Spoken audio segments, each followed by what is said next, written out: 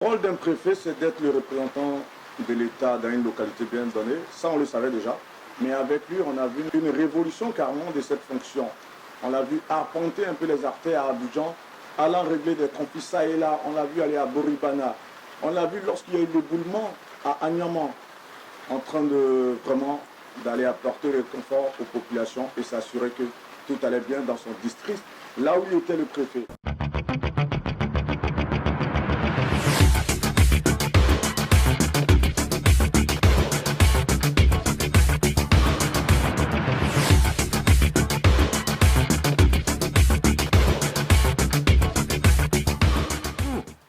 Mais comment on peut poser un acte pareil d'une certaine portée, avoir des regrets après ça qu'on n'a pas maturé suffisamment?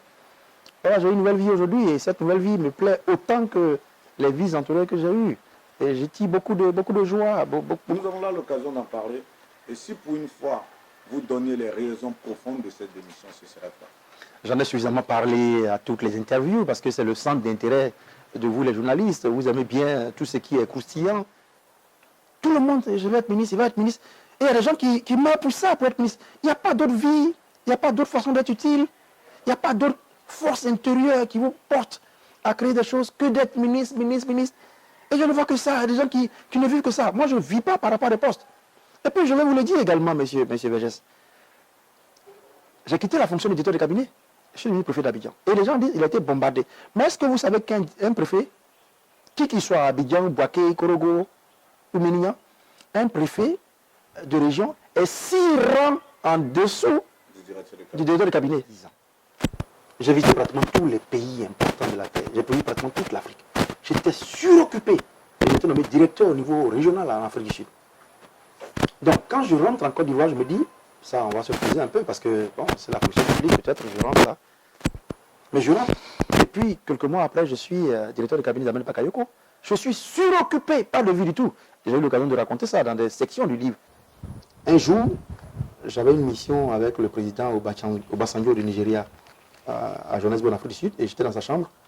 Il m'a appelé dans sa chambre, on s'est assis, et il m'a dit, mais est-ce que tu penses à retourner au pays? Il m'a dit, je vais appeler le président Ouattara, je vais lui parler de toi, tu vas retourner au pays. On était déjà en 2012, et puis je me dis, mais je vais retourner faire quoi au pays? Ici, quand même, il y a une fonction internationale.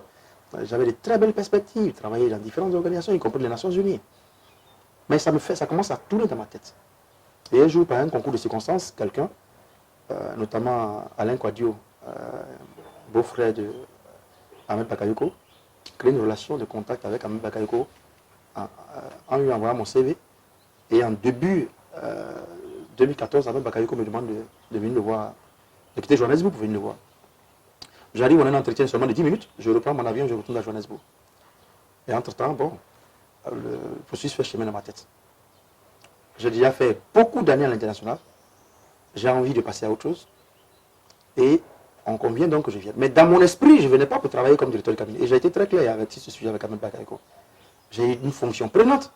Je viens quand même pour retrouver un peu un cycle de vie normal, mais entraîner à ses côtés dans l'ombre.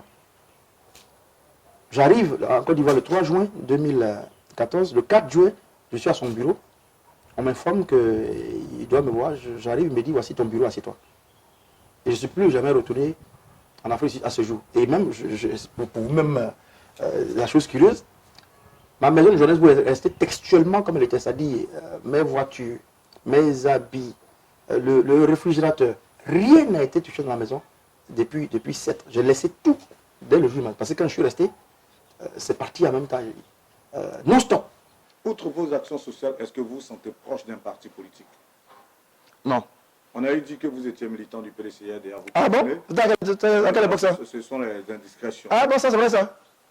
Moi j'ai rencontré le président Bédié une seule fois, mais dans le cadre de ma présentation des rapports sur les conflits, j'ai été reçu par le président Bédié, j'ai été reçu par le président Pascal Amfi-Nguessan, j'ai été reçu par le président Mabry Touakes, j'ai été reçu par le ministre Amontano, j'ai été reçu par le directeur exécutif de l'époque du RAGP, Adama Bictogo, j'ai été reçu par Michel Babou et choses. Donc dans le cadre de mon travail. Et j'ai des amis dans tous les partis, parce que j'étais fonctionnaire international,